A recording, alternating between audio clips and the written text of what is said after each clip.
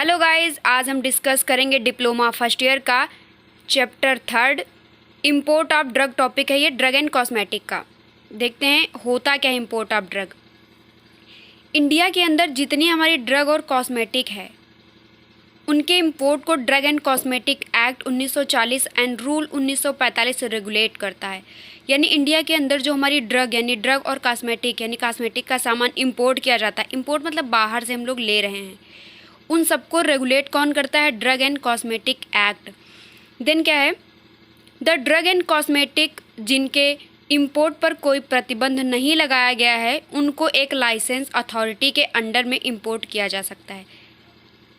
जैसे मान लीजिए कुछ ऐसी ड्रग एंड कॉस्मेटिक हैं जिन पर प्रतिबंध नहीं लगा है, उनको आप वो भी लाइसेंस अथॉरिटी के अंदर आप इंपोर्ट कर सकते हैं, बट कम अमाउंट में, जैसे कि टेस्टिंग के लिए, एनालिसिस के लिए, इसके लिए। कुछ ड्रग एंड कॉस्मेटिक को बिना लाइसेंस अथॉरिटी के भी इंपोर्ट किया जाता है अगर वो स्टैंडर्ड क्वालिटी की हैं और फुलफिल कर रही हैं हमारी आवश्यकताओं के। यानी कुछ कॉस्मेटिक ऐसे भी होते हैं जिनको आप बिना लाइसेंस के इंपोर्ट तो कर सकते हैं। यानी आपने लाइसेंस नहीं लिया तो आप इंपोर्ट करें, लेकिन उसकी क्वालिटी वो स्टैंडर्ड क्वालिटी हो, यानी बेटर क्वालिटी की होनी चाहिए और वो हमारी आवश्यकताओं को फुलफ़िल कर रही हूँ। मतलब हमें जो चाहिए उसमें वो है और वो नुकसानदायक नहीं है। जैसे आपने टेस्टिंग के लिए मंगा लिया या फिर आपको कोई पर्सनल चीज़ सर्च करनी है, रिसर्च करनी है, उसके लिए आपको ड्रग मंगानी, वो भी स्मॉल क्वांटिटी में, कोई हाई क्वांटिटी में आपको लेना भी। उसके बाद है classes of drug and cosmetic prohibited for import. यानी ऐसी कौन सी हैं जो प्रोहिबिटेड हैं हमारे में।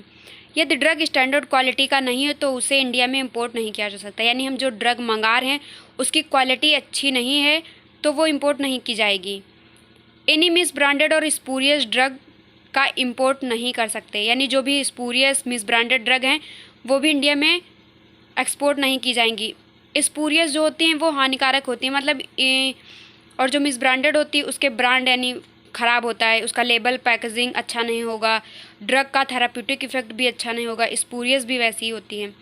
स्पूरियस ड्रग इंडिया में प्रोहिबिटेड है, इसका इंपोर्ट नहीं किया जा सकता है। यदि कोई ड्रग अडल्ट्रेटेड है तो उसका इंपोर्ट नहीं कर सकते। अडल्ट्रेटेड मीन्स समझते हैं ना आप लोग, जिसमें कुछ मिला दिया जाता है जो टॉक्सिक होता है, यानी हमारी सेहत के लिए अच्छा नहीं होता, वो भी ड्रग हम इंडिया में एक्सपोर्ट नहीं करेंगे, मतलब नहीं लेंगे। यदि कोई ड्रग और कॉस्मेटिक के लाइसेंस की रिक्वायर है लेकिन वह बिना लाइसेंस के थर्ड पार्टी की हेल्प से इंपोर्ट कर रहा है तो यह भी नहीं इंडिया में प्रोहिबिटेड है।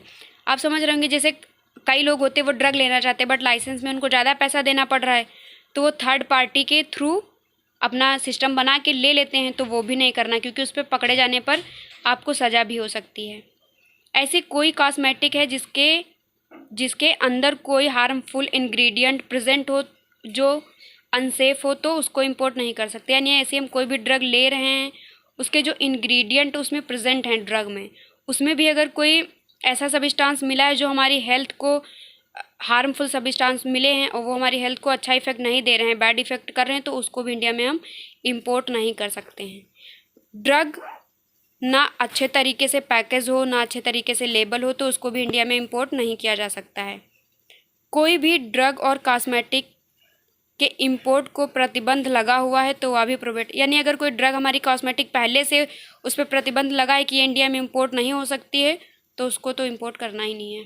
इंपोर्ट अंडर लाइसेंस और परमिट, मतलब अगर आप ड्रग इंपोर्ट कर रहे हैं तो उसके लिए कौन से लाइसेंस और कौन सी परमिट लेनी पड़ेगी वो देखते हैं। जो drug schedule C and C1 में स्पेसिफाइड हों उन ड्रग को इंपोर्ट करने के लिए लाइसेंस लेना पड़ता है। यानी C और C1 में हमारी बायोलॉजिकल प्रिपरेशन आती हैं, अगर आप उनका इंपोर्ट कर रहे हैं तो आपको लाइसेंस लेना पड़ेगा। जो ड्रग शेड्यूल X में आती हैं उनके लिए भी लाइसेंस लेना चाहिए। यानी आपकी जो नारकोटिक ड्रग होती हैं वो शेड्यूल X में आती हैं तो उसके लिए भी आपको लाइसेंस लेना पड़ेगा। बिना लाइसेंस के आप इनको इंपोर्ट नहीं कर सकते।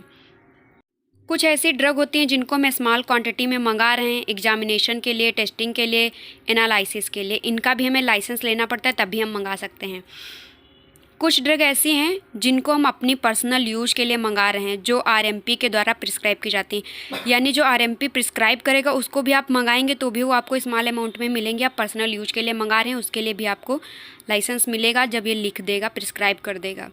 यदि कोई न्यू ड्रग हम एक देश से दूसरे, यानी हम अगर कोई न्यू ड्रग अपने यहाँ मंगा रहे हैं दूसरे देश से तो उसके लिए भी हमें लाइसेंस लेना पड़ेगा। अब लिखा है drug specified in schedule C and C1। Schedule C and C1 drug के इंपोर्ट के लिए निम्नलिखित कंडीशन की रिक्वायर होती है। हमारी जब ये ड्रग कर रहे हैं, हम इंपोर्ट कर रहे हैं, तो उसके लिए कुछ कंडीशन हैं जो हमें फॉलो करनी पड़ती हैं। नंबर 1, जिस ड्रग का इंपोर्ट कर रहे हैं उस ड्रग के स्टोरेज के लिए पर्याप्त सफिशिएंट फैसिलिटीज़ होनी चाहिए। यानी जो भी ड्रग हम मंगा रहे हैं उसको रखेंगे कहाँ, उसके लिए एक व्यवस्था होनी चाहिए आपके पास। ड्रग के सेल का रिकॉर्ड मेंटेन होना चाहिए। जो आप ड्रग सेल कर चुके हैं या जो आपने स्टोर की है उन सब का प्रॉपर आप रिकॉर्ड बना के रखेंगे। जिसके पास लाइसेंस होता है वह इंस्पेक्टर को अलाउ करता है। यानी अगर आपके पास C एंड C1 का लाइसेंस है तो आप इंस्पेक्टर को अलाउ करेंगे कि वो आपकी ड्रग को आए, चेक करे, देखे कि उसमें कोई कमी तो नहीं है। जहाँ आपने ड्रग स्टोर की है, ड्रग कैसे रखी गई है, ये सारी चीज़ें वो देखता है।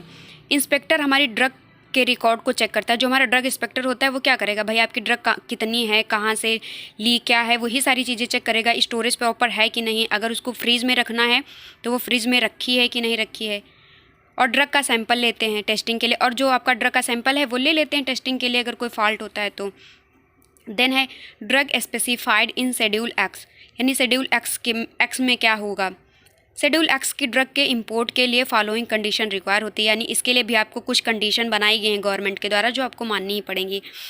जैसे कि पर्याप्त फैसिलिटी, यानी पर्याप्त यानी आपके पास पूर्ण व्यवस्था होनी चाहिए। उन ड्रग को लाएंगे तो रखेंगे कहाँ। ड्रग के लिए एक स्टोरेज होना चाहिए। ड्रग के लिए आपके पास स्टोरेज होना चाहिए। यदि लाइसेंस कैंसिल हो गया है तो इंपोर्ट नहीं कर सकते। मान लीजिए अगर आपका लाइसेंस था वो कैंसिल हो गया तो आप ड्रग इंपोर्ट नहीं कर सकते हैं। देन है small quantities of drug imported for examination, testing और एनालिसिस। यानी कुछ ड्रग स्मॉल क्वांटिटी में आती हैं जो सिर्फ टेस्टिंग के लिए होती हैं और कुछ उस पर सर्च होती है, रिसर्च होती है, एनालिसिस की जाती हैं। उसके पॉइंट कुछ हैं वो भी देख लेते हैं।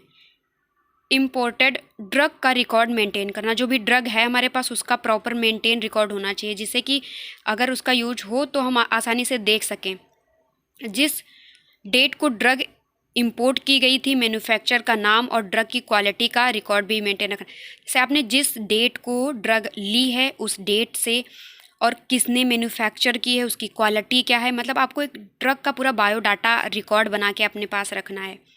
Imported under licence in form 11। ये आपका MCQ भी बन सकता है यहाँ से कि जो ये हमारी टेस्टिंग के लिए, एनालिसिस के लिए जो हम इंपोर्ट कर रहे हैं ड्रग, उसका कौन सा फॉर्म होगा, तो अंडर लाइसेंस इन फॉर्म 11 यानी 11 नंबर फॉर्म आपको भरना पड़ेगा।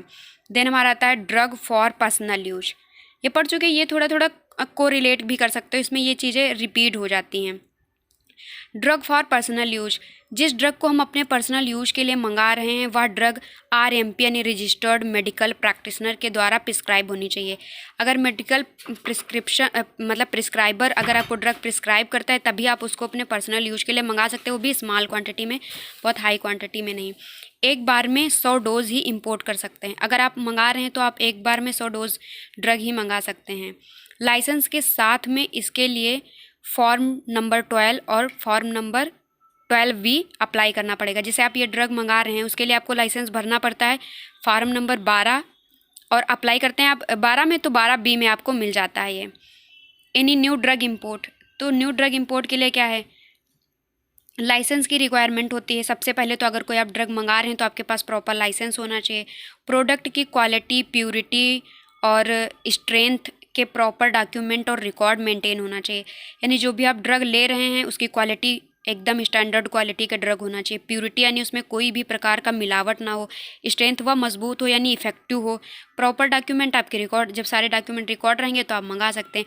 तो हमारा ये drug import of drug complete हुआ। अब हम अगले क्लास में देखेंगे मैन्युफैक्चरिंग।